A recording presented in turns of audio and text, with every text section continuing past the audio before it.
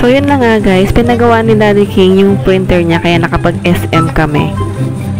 Pupunta kami sa paborito naming kainan dito sa SM Pampanga. Nauna na kami kay Daddy kasi hindi pa tapos yung pinapagawa niyang printer. Ayan, nagmamadali na ako kasi gutom na ako. Tapos ang bigat pa ng bit-bit ko. Tapos sabi ni ate, videohan ko daw para makita daw yung kaseksihan niya. Ang gaganda, iba yung mga kulay. Sarap sa mata. Nagtatanong na si ate kung malayo pa ba yung pupuntahan namin. Masakit na daw yung paa niya. Sa wakas, nandito na kami sa paborito naming kainan. Dito nga pala ako nagtrabaho nung dalaga ako. Ang sasarap ng mga pagkain nila dito guys, tsaka affordable talaga. Pasok na tayo para maka-order na tayo. Ang saya ng dalawa, nakalabas sila. Pilit hinihila ni Arya si ate niya. Doon daw sila sa dulo.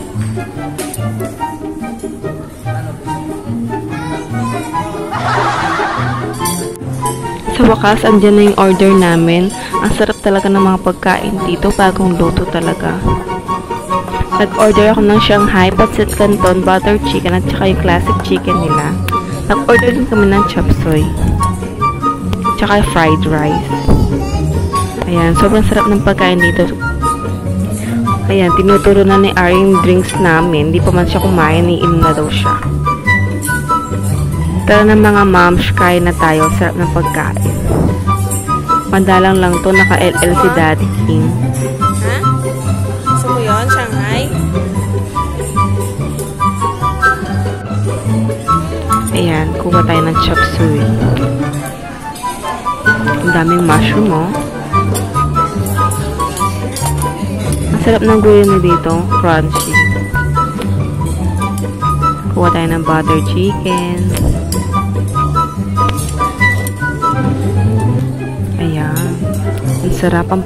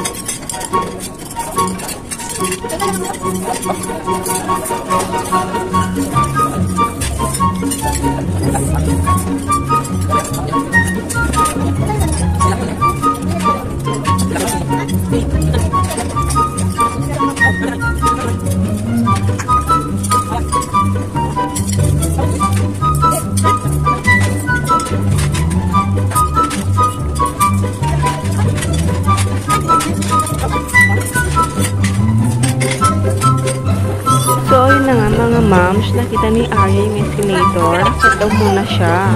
So, ayan, yung nag-set nga ni Daddy King.